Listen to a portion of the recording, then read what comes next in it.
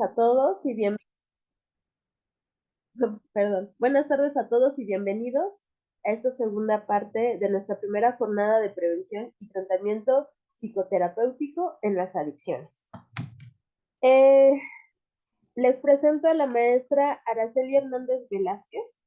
Es licenciada en Psicología por la Universidad Autónoma de México, licenciada en Derecho por el Centro Universitario UIN de México, con estudios concluidos de maestría en investigación criminal y ciencias forenses, con especialidad en criminalística en el Centro de Estudios Superiores de Ciencias Jurídicas y Criminológicas, CECIJUT.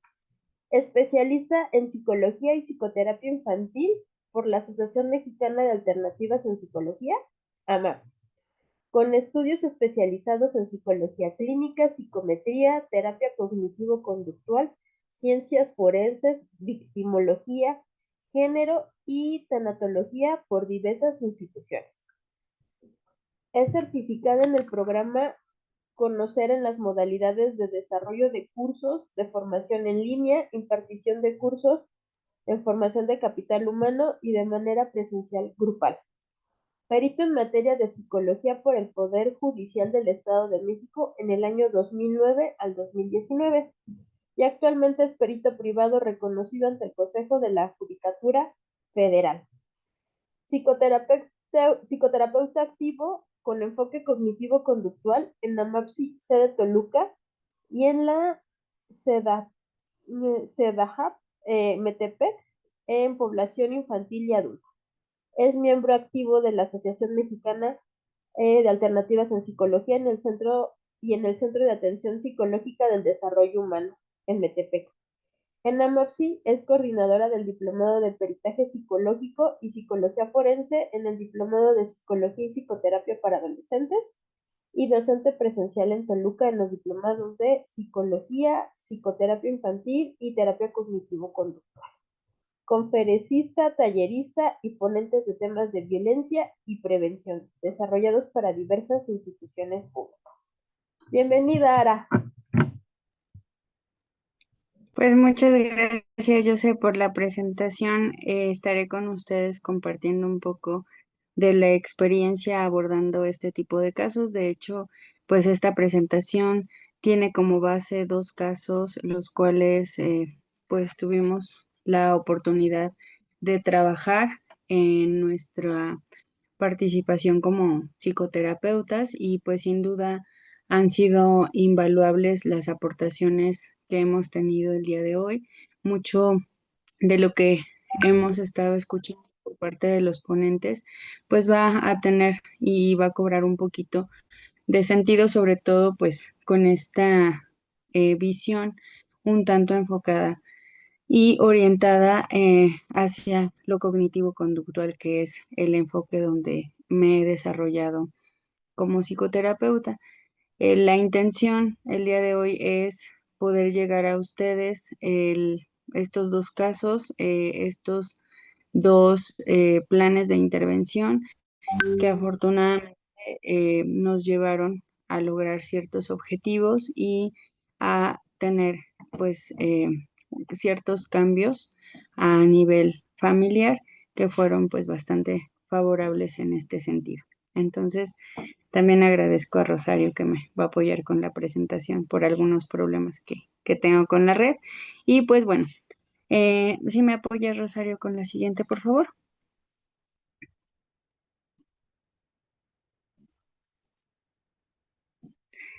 Les comentaba que, bueno, esta presentación y estos aportes que hoy yo quiero comentar con ustedes y compartir tienen una visión desde el enfoque cognitivo-conductual. Hemos observado y tenemos un buen referente en los temas ligados a las adicciones con aquellas técnicas y aquellas herramientas que desde este enfoque pues se ha generado una visión positiva en el tratamiento para algunos trastornos y en este caso pues también el abordaje del tema de las adicciones. Entonces, yo durante la primera fase de esta ponencia quiero que podamos un poquito recordar o enfatizar aquellos puntos que hacen referencia a este enfoque cognitivo-conductual. La siguiente, por favor.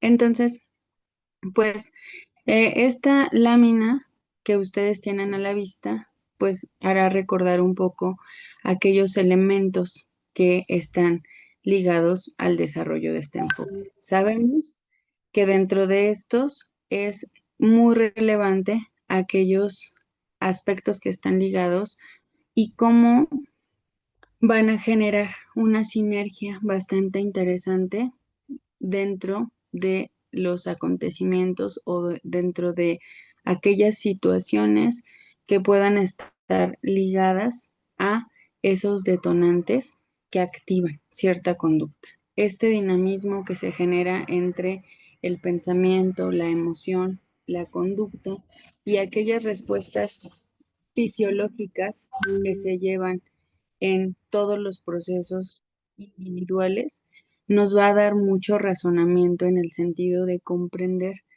cómo en algún punto, bajo este dinamismo, la persona que consume algún tipo de sustancia o bien que genera algún comportamiento está pues eh, en este dinamismo donde un elemento o un estímulo detonante va a generar una serie de disparadores que aquí es bien interesante, ¿no? A mí me parece que el resto de la tarde vamos a poder tener otras, pues otro abordaje que va a ser muy complementario y muy satisfactorio en ese sentido. Pensémoslo desde una visión médica, desde una visión neuropsicológica, neurofisiológica. Entonces, sí tendríamos que comprender cómo se genera este dinamismo dentro de aquellos elementos que nosotros tenemos bien definidos y también tendríamos la necesidad de con este funcionamiento a nivel organismo se va gestando una serie de pues factores bioquímicos, ¿no? Que impulsan muchas veces aquellas conductas. Nosotros en este enfoque cognitivo-conductual pues vamos a abocarnos en gran medida hacia todos estos elementos, cómo se conjugan, cómo un estímulo puede generar una asociación, cómo se puede generar de cierta manera un condicionamiento y es muy interesante la forma en la que, por ejemplo, estos dos casos en los que participamos visualizaban este tipo de dinamismo y al visualizarlo, al reconocerlo, al comprender que mucho de ello aborda la parte psicoeducativa, pues entonces se van generando ciertos cambios en algún momento. Entonces, ¿cómo se va gestando y cómo se va desarrollando este dinamismo es importante para el enfoque cognitivo-conductual adicional a otro aspecto que es muy relevante y que nosotros conocemos como la tríada cognitiva? Si avanzamos en la presentación, ustedes pueden identificar a través de un esquema cómo, de cierta manera, la tríada cognitiva de este enfoque psicoterapéutico nos permite saber que en algún momento la interpretación que nosotros tenemos de tres elementos importantes, que es la interpretación del futuro o la visión, como lo abordan los teóricos, del futuro de uno mismo y de la interacción con los demás, va gestando de cierta manera una visión, una interpretación que muchas de las ocasiones no está asociada a una visión positiva. Es decir, dentro de las vivencias, dentro de estas experiencias que tienen estos dos chicos, de pronto va existiendo una visión negativa de sí mismo, una visión negativa de un proyecto de vida, que es esta visión a futuro, o bien de la interrelación que puedan tener con otros individuos. Y esto va gestando, de cierta manera, pues una interpretación errónea. Cuando escuchábamos al doctor Armando, al doctor Murueta y al maestro Juan Carlos y a la maestra Jocelyn, de pronto para mí resultó fascinante porque llegó un momento en el que logré concatenar muchos de los elementos que ellos mencionaron y cómo dentro de estos elementos, bajo este enfoque, existe una gran concordancia. Por ejemplo, escuchábamos por la mañana como aspectos de la infancia, como experiencias negativas, como la relación entre los padres o este sistema familiar influye. Y yo lo interpretaba en un sentido cognitivo, es decir, desde este enfoque nosotros comprendemos cómo se va gestando una creencia central. Y eso va a ser muy relevante porque cuando vamos al abordaje, pues entonces tenemos todos estos elementos que van trascendiendo. Pero entonces, sí tenemos experiencias negativas en estos casos que yo voy a presentar. Sí tenemos una interpretación errónea desde las experiencias infantiles y quizá no totalmente en relación a lo afectivo o a lo psicoafectivo que nos compartió el doctor Armando, pero desde este enfoque hablamos de esas creencias o de esos errores del pensamiento. Entonces, ¿cómo esta visión que puede tener un individuo hacia estos tres elementos puede estar de cierta manera relacionado con una conducta de consumo? El enfoque cognitivo-conductual tiene estos dos referentes: aquella estructura que va a estar muy relacionada con esta interpretación y también aquellas acciones que se van generando y que al final pues están representadas en el acto, ¿no? Hablábamos de la voluntad y hablábamos de cómo en algún momento la persona tendría que dominar. Desde este punto hablamos del autocontrol, pero si este autocontrol se va gestando por parte del joven, pero no hay un reforzador positivo, entonces ahí existe pues ese punto de quiebre. Eso tendríamos que considerarlo como una base bastante importante, bastante interesante en ese sentido. Ahora bien, si avanzamos un poquito en la presentación, vamos a identificar algunos aspectos bastante relevantes. Por ejemplo, desde este enfoque cognitivo-conductual, toda adicción se va a comprender como un comportamiento que está ligado a esa falta de control. Es decir, la persona podría reconocer todas las consecuencias y todos los efectos negativos, pero la adicción se va a sostener porque el individuo, nosotros lo conocemos como una estrategia compensatoria, va a tratar de, o va a generar, perdón, una conducta, un comportamiento que está ligado a una compensación. Es decir, mucho tiene que ver, como hacíamos referencia, esta interpretación, estas vivencias, estas experiencias infantiles y sin duda alguna pueden estar muy relacionadas con esta falta de control o con esta voluntad que no se cede a una conducta mayormente constructiva. Entonces, a veces, y a pesar de generar o de tener ese conocimiento de las consecuencias, existen otros referentes a nivel cognitivo o a nivel afectivo que van a estar ligados a la conducta de consumo. Tendríamos que conocer y tendríamos que indagar acerca de estos pensamientos, emociones y conductas que van generando una interconexión y que al final lo que tendríamos en la psicoterapia que potencializar tiene que ver con la conducta y con el comportamiento que está relacionado con ese control y con aquellas habilidades funcionales de afrontamiento y de gestión emocional. Porque recordemos, por ejemplo, algunos principios de este enfoque cognitivo-conductual y de pronto sí buscaremos evidencia, sí buscaremos aquellos referentes positivos en la vida del individuo, pero ¿y si no los hay? ¿Y si realmente estas creencias o estos pensamientos erróneos tienen tienen un antecedente en la realidad? Y a veces eso representa para nosotros el mayor reto.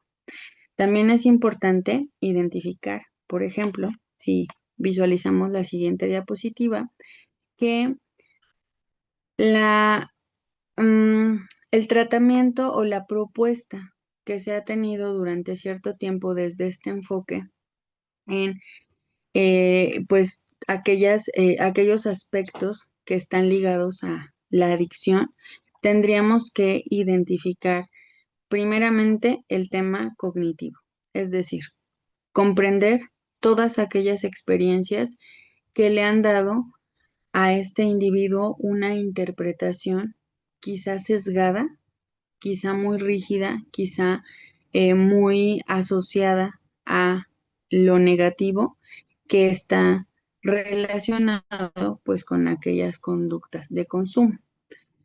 Aquí, por ejemplo, hablamos de la falta de control, pero yo escuchaba a la maestra Jocelyn y me hacía mucho clic cuando nos habla, por ejemplo, de estos procesos evolutivos de los cuales no solamente es el infante o el adolescente el que tiene que gestionar estos procesos. Nosotros, bueno, en la vida adulta trataremos de dotar a aquellas personas de este referente, pero la escuchaba con mucha atención y entonces, sin duda alguna, para mí era un buen referente porque pensemos que en algún momento, dentro de ese sistema familiar, no se generaron aquellos procesos idóneos para que el infante o el adolescente lograra esta posibilidad, ¿no? Sí hablamos de falta de control, sí sabemos que es un punto a trabajar en la psicoterapia, pero también preventivamente tendríamos que abordar en aquellos padres de adolescentes o de estas nuevas infancias, pues tendríamos que explicarles a través de la psicoeducación de todos estos elementos, porque sería muy importante el que ellos puedan gestionar de cierta manera el que estos aspectos se incorporen en los procesos de crianza, en los sistemas familiares y entonces sí podríamos visualizar o visionar cambios a nivel social. ¿Por qué hablo de esto? De pronto, en estos casos que voy a presentar, encontramos justamente sistemas de crianza que no cumplieron con el papel de guiar en los momentos o en las etapas aquellos procesos que estaban relacionados, por ejemplo, a postergar la satisfacción, ¿no? Aquellos procesos que estaban ligados a la toma de decisiones o a la espera de recompensa, que tiene que ver con este sistema de recompensa que también el maestro Juan Carlos nos platicó, nos habló de forma bastante específica. Y entonces, entendiendo estos elementos desde el sistema familiar, podemos aplicar en dos sentidos este abordaje, lo preventivo y el tema de la atención. ¿Qué es lo que tendríamos que identificar? Pues cómo se gestó aquel dinamismo en donde hubo un sistema de crianza, donde no hubo a lo mejor la postergación de las satisfacción de las necesidades y cómo en algún punto la impulsividad es un factor y un elemento que se visualiza como una constante en las personas que consumen o bien que tienen algún tipo de adicción. de tal forma que individualmente y de forma muy independiente también se ha encontrado que dentro de la terapia cognitivo-conductual el trabajo con los reforzadores va a ser relevante. Y aquí es algo bien importante porque tendremos que conocer y tendremos que identificar propuestas que estén relacionadas con este sistema de recompensa. Decíamos también por la mañana o platicábamos por la mañana y el doctor Armando nos decía, bueno, es un caso de éxito. ¿Por qué? Porque la persona quizá no está consumiendo una sustancia, pero está consumiendo otra. Y entonces el doctor nos dice, bueno, es algo positivo, porque entonces la persona está entendiendo y está accionando y está generando nuevas estrategias de afrontamiento que aún cuando podrían no ser del todo benéficas, pues sí nos están ayudando a la reducción en el consumo. Esos reforzadores que vamos a tratar de enfatizar y que tiene que ver con aquellos factores, perdón, reforzadores externos o internos, pues también es algo que en algún punto va a resultar positivo para nosotros. Eh, Posteriormente, nosotros tenemos en la siguiente lámina algunos elementos que nos ayudan a comprender cómo desde la terapia cognitivo-conductual sí se puede llevar un tratamiento relacionado con la adicción. Menos más, podríamos decir que dentro de los puntos más relevantes tenemos la identificación de esta estructura cognitiva y sobre todo de los desencadenantes. Yo le llamo aquellos estímulos que están ligados a la adicción, los estímulos detonantes. Entonces, si generamos un adecuado proceso desde este enfoque, donde nos centramos en la identificación y el reconocimiento de aquellos desencadenantes, pues entonces, si yo sé, decía el maestro Juan Carlos, y también nos comentaba el doctor Marco, de un estímulo como una canción, ¿no? Y entonces nos hablaba de José José. Y entonces cuando pensamos en José José, a lo mejor lo visualizamos con esa copa de alcohol. ¿Qué es importante? Comprender este sistema de asociaciones, porque lo hablamos con los consultantes y lo hablamos en los diplomados de cognitivo conductual con nuestros colegas, alumnos, y de pronto decimos, si un estímulo detonante puede ser una canción, puede ser una palabra, puede ser un recurso sensorial y todo ello tendría que ser identificado por la persona a través de los procesos psicoeducativos y de estos procesos de conciencia que se generan en el ámbito psicoterapéutico. Además, tendríamos que identificar la necesidad de generar pues patrones nuevos a través de la reestructuración cognitiva. La terapia cognitivo-conductual ha sido funcional porque se aboca en el reconocimiento de esa estructura cognitiva, de esos pensamientos y además en la reestructuración, en el rompimiento de aquellas asociaciones que se van generando a lo largo de la vida y que entonces de pronto resultan en estas estrategias compensatorias de consumo o de focalización respecto a una conducta porque hay un grado de satisfacción. Entonces, se ha encontrado desde este enfoque que la modificación de patrones de pensamiento es importante y es funcional. También el desarrollo de habilidades de afrontamiento, la mejora en autocontrol, la reestructuración cognitiva y en el último punto, pues abordamos el tema de la autoconciencia y la autonomía, que, recordando un poquito lo que nos comentaba la maestra Jocelyn, tiene que ver en ocasiones con este proyecto de vida. Y yo adicionaría un poco, hay que trabajar la motivación al cambio porque de pronto la persona puede haber encontrado una dinámica familiar, organizacional, académica, en la que va fluyendo y en la que va flotando de pronto, ¿no? Pero en algún momento sí es importante trabajar desde este proyecto de vida, desde esta visión hacia el futuro, desde estos elementos, mucho gestionarlo con la motivación al cambio, que es algo que desde este enfoque pues practicamos o tratamos de que sea un recurrente en las sesiones de trabajo. Avanzando un poco en la presentación, tenemos dentro de las técnicas que se han empleado, que son funcionales, que han dejado al descubierto la efectividad de este enfoque, pues mayormente la reestructuración cognitiva, el entrenamiento en habilidades. Yo ahí diría entrenamiento en habilidades sociales, entrenamiento en habilidades que incorporan pues muchas otras técnicas, ¿no?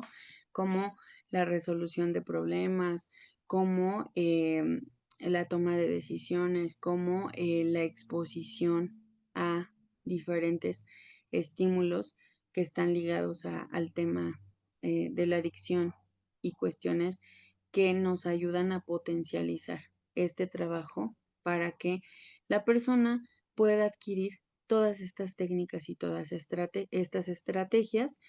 Y además, algo que no se menciona en la presentación, pero que es muy relevante, tiene que ver con la estructura y con la planificación de estos procesos de intervención, que ligados lo tenemos a ese automonitoreo, pero también un énfasis muy específico hacia la prevención de recaídas, como pues al final nosotros tratamos desde el día uno, desde las primeras sesiones psicoterapéuticas bajo este enfoque, de poder dar este entendimiento a la persona en relación a aquellas conductas y aquellos comportamientos, como sí es importante el poder abordar esta prevención desde las primeras sesiones y cómo al final, en algún momento, la persona tendría que generar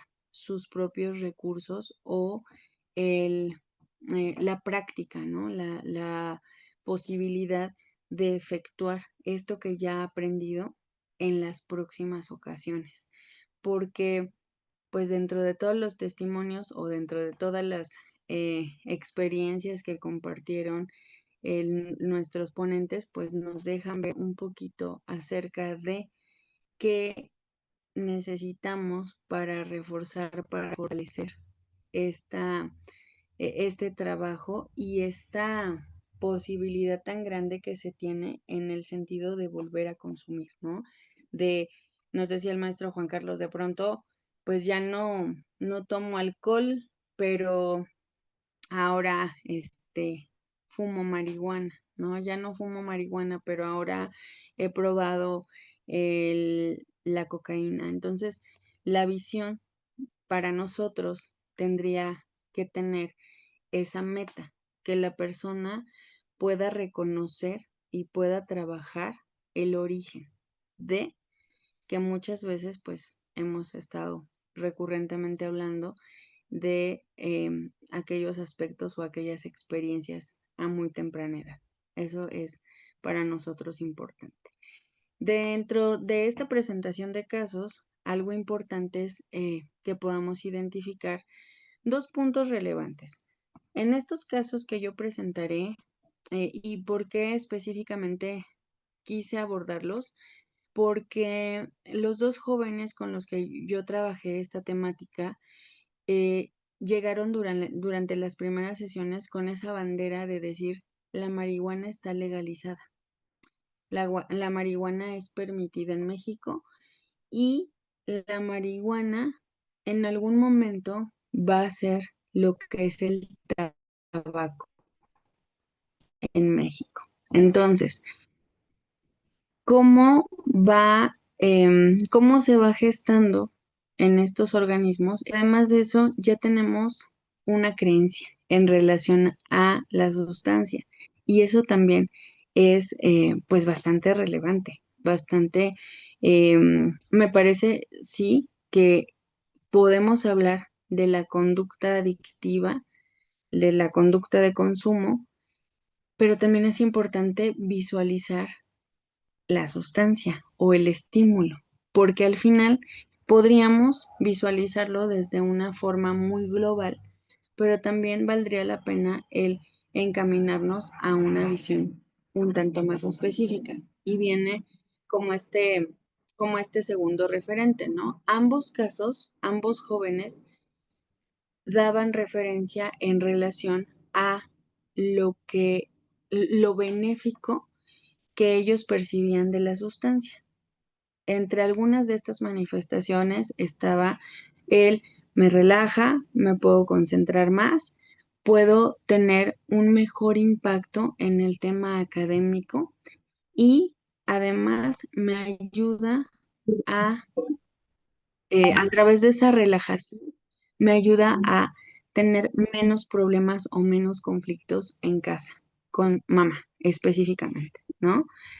Entonces, cuando nosotros identificamos estos procesos y conocemos y tratamos pues un poquito de visualizar cuál es la interpretación, incluso de la sustancia, también me parece que puede ser un punto importante para los procesos psicoterapéuticos, porque entonces ya hay una asociación. ¿Cuál era la dificultad de abandonar el consumo? El hecho de que el joven pensara que iba a disminuir su rendimiento académico, iba a incrementarse la conflictiva con su madre, que iba a tener un menor desempeño. Entonces, comprender de cierta manera la composición y más bien aunado a la composición, todos estos efectos a nivel organismo y a nivel conducta, pues es algo bastante interesante. Entonces, pues al final vamos a identificar que en relación a la marihuana, pues tiene un sistema diferente de impacto al organismo. No será lo mismo, y lo compartía también el doctor Armando, no será lo mismo inhalar, perdón, fumar un porro de marihuana a consumir un producto, un alimento con esta sustancia. Los procesos de asimilación del componente son totalmente diferentes y eso incluso también tiene que ver con el tema adictivo. Siguiendo un poco la presentación, vamos a concentrar nuestra atención un poquito en estos efectos. Entonces, en la siguiente diapositiva hablamos o tenemos el referente, por ejemplo, de la forma de consumo y el impacto que tiene a través de ese consumo. Al final, nuestro tiempo de latencia tendría, en este caso, tendría o estaría relacionado entre 30 y 60 minutos, que vamos a empezar a identificar el efecto. Dentro de los efectos de la marihuana, tiene una connotación bastante específica. Por ejemplo, la sensación de relajación, la euforia momentánea, una percepción sensorial aumentada, el aumento de apetito, ansiedad, miedo, pánico, desconfianza o paranoia. Son algunos de los efectos que se han encontrado. En dosis altas, incrementa y se potencializa.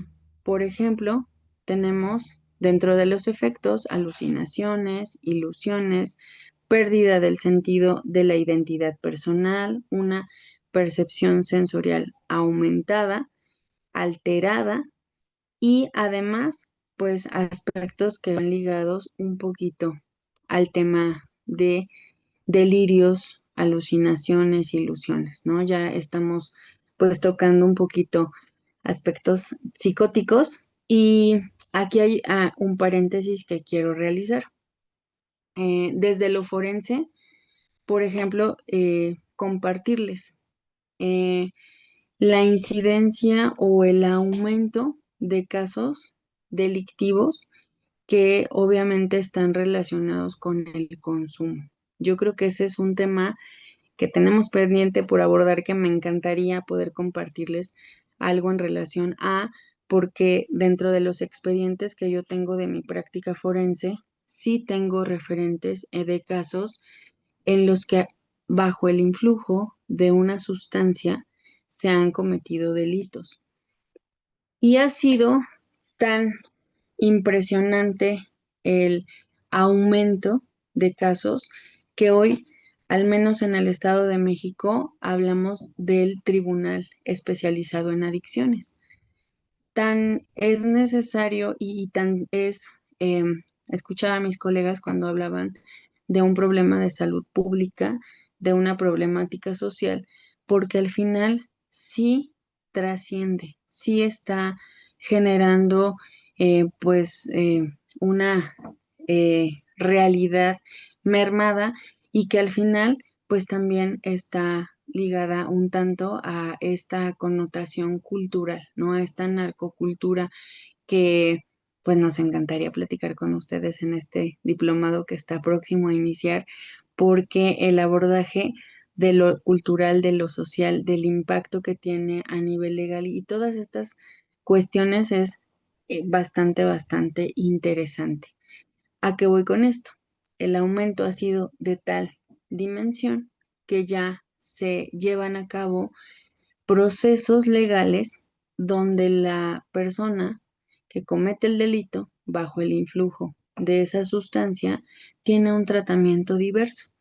No se recluye, no se aísla, se le otorga pues un tratamiento totalmente diferente que está muy ligado a todas estas fases que el maestro Juan Carlos nos vino a bien comentar en su ponencia y que tenemos pues obviamente que conocerlos, ¿no? Y que también pues de pronto identificar qué es lo que está sucediendo a nivel social y cuál es el referente. Hoy se podría decir que necesitamos más especialistas, que tenemos que prepararnos porque pues al final toda la dimensión estadística nos lleva a esta necesidad, ¿no? Esa es la parte pues más importante. Entonces, sí hay un procedimiento diferente, sí hay recursos diferentes y sí en su mayoría, las personas que cometen un delito probablemente ni siquiera es una droga, pero sí el alcohol y cómo esto trasciende, ¿no? Eh, entonces, pues bueno, ese es el aporte adicional. Ahora bien, quiero comentarles respecto a estos casos de los cuales he referido. Estos dos casos que yo presento tienen algunas similitudes y desde ese punto podemos estar identificando aspectos relevantes. Por ejemplo, se trata de pues adolescentes entre los 18 y 22 años. En este punto podríamos decir que eh, al momento de recibirlos, el primero tenía 16 y el segundo tenía 18, casi 19 años. Entonces, el referente que tenemos en cuanto a la temporalidad es porque tuvieron durante el proceso eh, meses de abandono del proceso terapéutico. Entonces, había un intercambio en cuanto a edades. No permanecieron uno durante todo el proceso o plan de intervención. eh, iban, regresaban y pues obviamente las edades tenían como esa diferencia. En uno de los casos, el padre es, era, era ausente afectivamente hablando porque vivía en el sistema familiar, pero era un padre ausente afectivamente. Y en el otro caso, el padre desafortunadamente era y fue sentenciado por el delito de homicidio.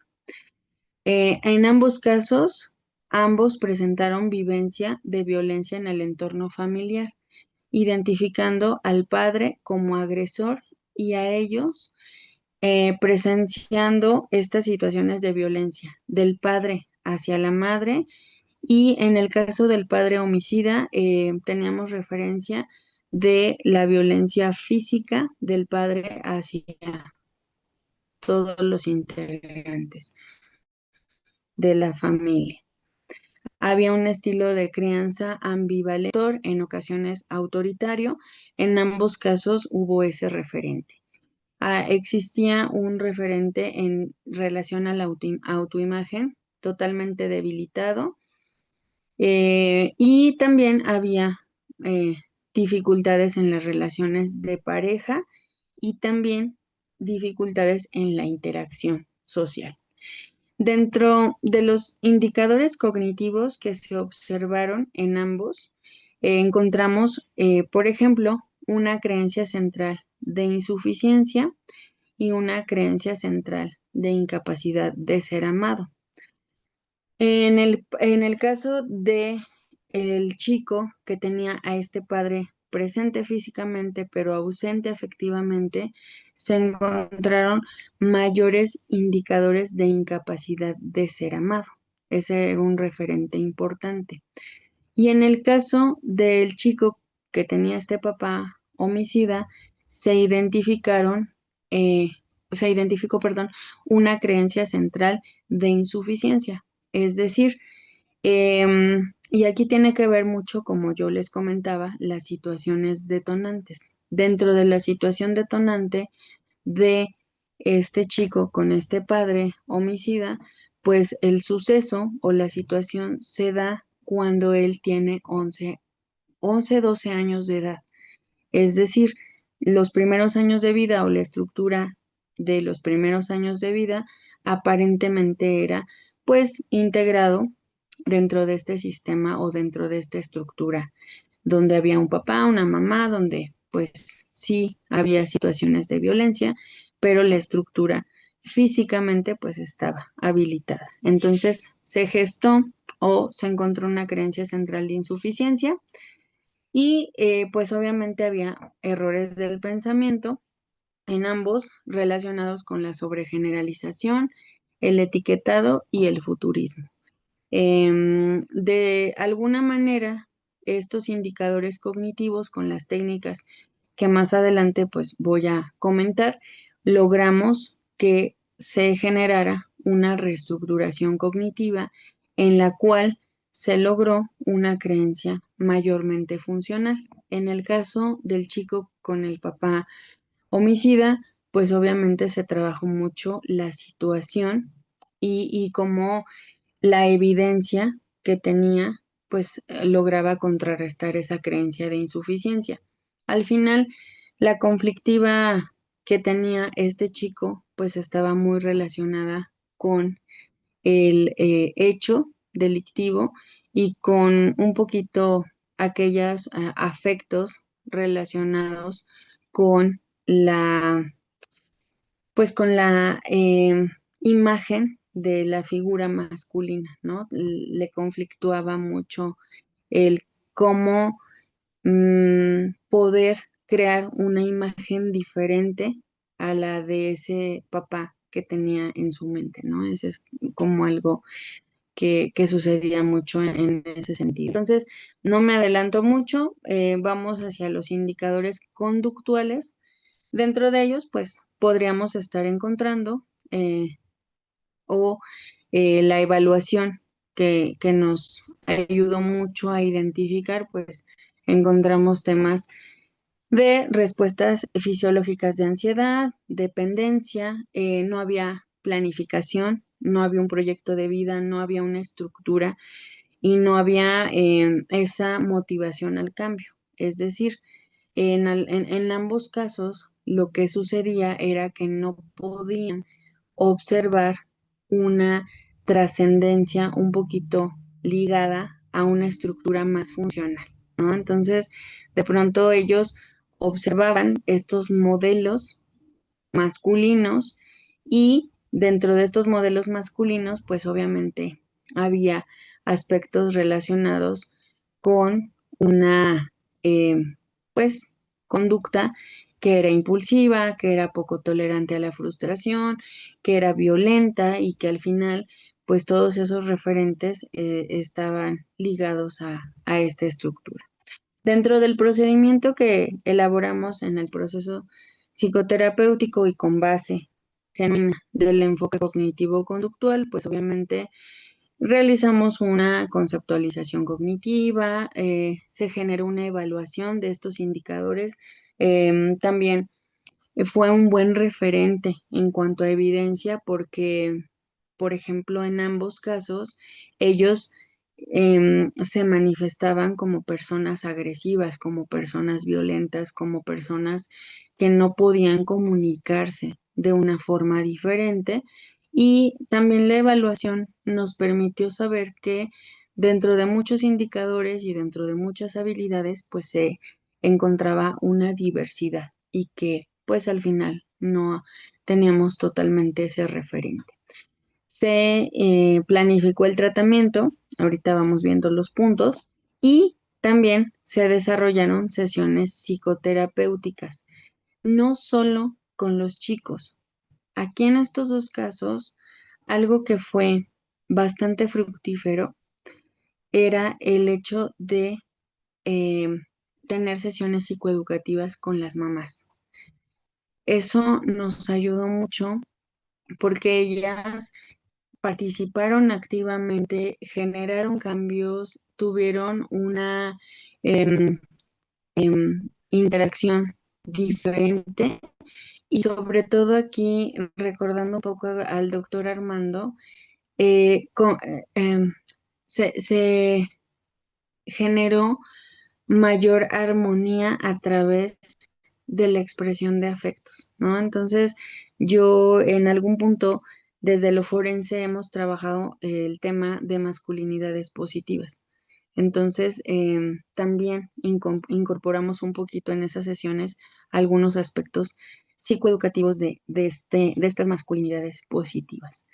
Em, dentro de las técnicas aplicables en los casos abordados, ya para no tomar más tiempo del que me corresponde, podríamos decir que dentro de lo más exitoso que logramos identificar y que viene desde el enfoque cognitivo-conductual, uno tiene que ver con la reestructuración cognitiva a través de los procesos psicoeducativos que estaban muy ligados a la afectividad, al control de los impulsos y a la gestión emocional. Es decir, sí nos acercamos mucho a la reestructuración cognitiva de esa insuficiencia, de ese abandono, pero también habilitamos a estos jóvenes para que visualizaran una posibilidad diversa de practicar esas masculinidades de una forma totalmente funcional. Entonces, la reestructuración cognitiva, en donde también nos enfocamos en estos aspectos, fue bastante funcional para nosotros y es por ello que tenemos estos dos primeros puntos. También trabajamos mucho con la reducción fisiológica de la ansiedad, de todas aquellas respuestas fisiológicas de ansiedad. Fue bastante funcional las estrategias de respiración, relajación, pero aquí sobre todo y rescatando un poco lo que comentaba la maestra José, ellos eran deportistas innatos, o sea, toda su segunda y tercera infancia fueron deportistas. Uno de ellos practicaba fútbol y el otro practicaba fútbol americano y también un poquito de taekwondo. Entonces, curiosamente, cuando inicia el proceso adictivo, ellos rezagan y desplazan todo el tema recreativo y de pues habilitarse físicamente. Entonces, lo que teníamos ya era evidencia. Ellos ya habían practicado un deporte, ya habían sentido los cambios fisiológicos de la incorporación de este deporte y regresaron, retomaron. Y aquí es algo bien importante porque, por ejemplo, los dos me refirieron mucho cómo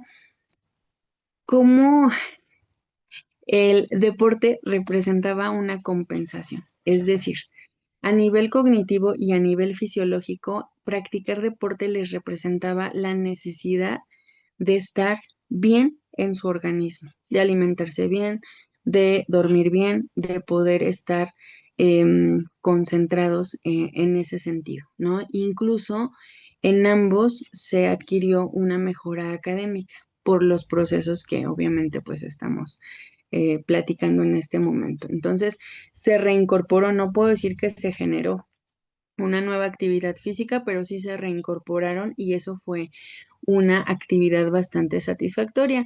Y como complemento, pues nos abocamos, no sectorizamos las habilidades de afrontamiento, más bien lo que tratamos de hacer es incorporar un entrenamiento en habilidades sociales. Y este entrenamiento en habilidades sociales, pues, generó una mejora en la evidencia relacionada con su imagen, con, pues, las cuestiones a nivel social, incluso a nivel pareja, hubo algunas cuestiones positivas como, pues, el hecho de sentirse más seguros, más estables, más, con más posibilidades de tomar buenas decisiones y todo esto pues fue favoreciendo de forma muy, muy específica todos los objetivos que nosotros teníamos y pues entonces a través de un sinnúmero de técnicas cumplimos con estos objetivos. Estamos con ellos en la fase de aplazamiento de sesiones. Entonces, en este ir y venir, eh, abandonar la terapia en un mes exacto de ello, hoy nos encontramos en este proceso de aplazamiento, pero ya tenemos pues cierta estabilidad y cierto cumplimiento. Al menos los objetivos mencionados lo estamos logrando en ese sentido. Entonces, no ha habido como tal una recaídas significativas. Por ejemplo, en uno de ellos sí hubo esta compensación, ¿no? Dejó el consumo de marihuana y en las fiestas, en las convivencias, lo que él consume es tabaco, ¿no? Que eso es como algo que, pues, al final continuamos, pero sí se ha hecho la conducta de consumo de la marihuana, que es lo que yo el día de hoy, pues, quise ver con ustedes. Esto, pues, es todo por mi parte. Le agradezco mucho a la maestra Rosario que me apoyara con la presentación. Y pues muchas gracias.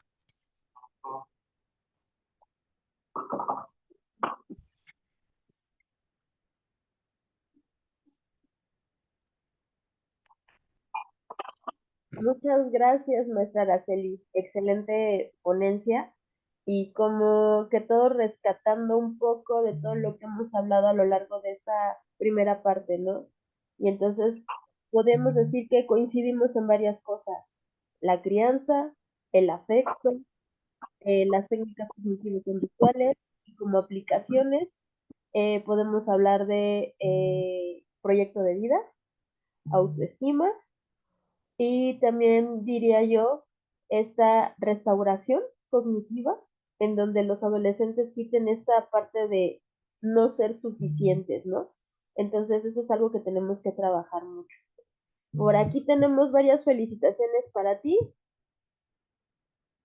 y dice que muy interesante la información, que ella es del Instituto Municipal de la Familia y es tan necesario hacer prevención sobre este tópico. Entonces creo que la prevención o la psicoeducación es algo que tenemos por lo cual apostar muchos de los que trabajamos con adolescentes, con niños o con cualquier población, porque las adicciones no solamente son de una etapa de desarrollo, sino que se puede dar a lo largo de la vida si hay algún factor que lo desencadene, ¿no? Entonces, hablar de todos estos factores protectores, ¿no? Identificarlos en cada etapa de nuestra historia.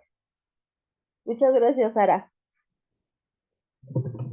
Gracias, saludos a todos. Buenas tardes.